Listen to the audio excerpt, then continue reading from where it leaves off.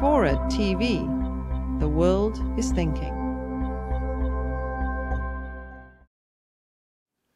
If there's a unifying theme to the Constitutional Convention, it is the quest to find remedies for the threat of tyranny by legislative majorities.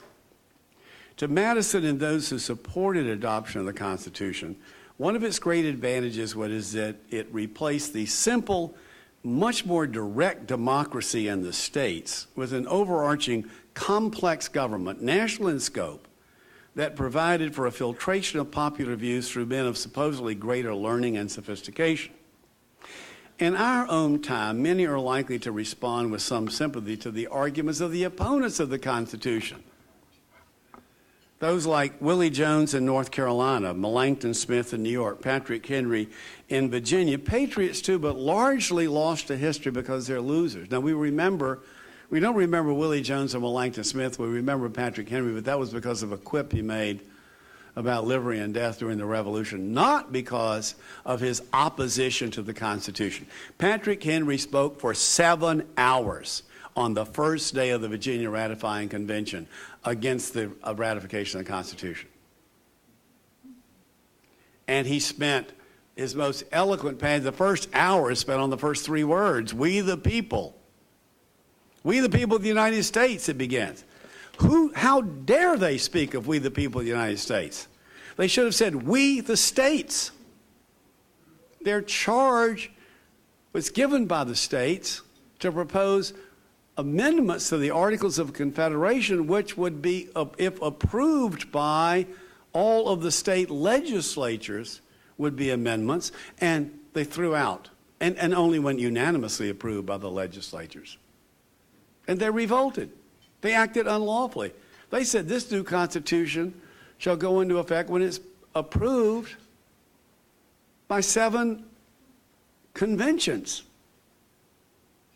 They've completely set aside the government of the states and rested this directly on the people themselves, and that was a reason to oppose it. And also how annual elections were one of the things that those who created state governments loved the most. Every year there was a new legislature, every year. And recall within the year. Not only that, very numerous legislatures. Hundreds in Massachusetts, so that every legislator represented a small group of friends and neighbors. There were over 3,000 state legislators from whom power was being taken by this proposed Constitution. And it was being put in a Senate, at most, of 26 members, and a House of 65. And therefore, each district would be enormous in scope. The opponents said the only people who will be elected from a large district are the people of notable accomplishments. Only the great and worthy will be represented. Madison and Melancton Smith used almost the same phrase. Madison said this government will be done by the notable and the worthy. Melancton Smith feared it would fall into the hands of the great and the worthy. They both understood that this was a government where there were a large district, only 65 people would be in the House of Representatives, 26 in the Senate. The House would be elected for 2 years, which was a very long time, instead of annual elections. And the Senate for 6. And the president by some complex arrangement that no populist movement could any year overturn what happened. The people's immediate will would be lost sight of. For Madison, that was the virtue. For the opponents, that was the vice.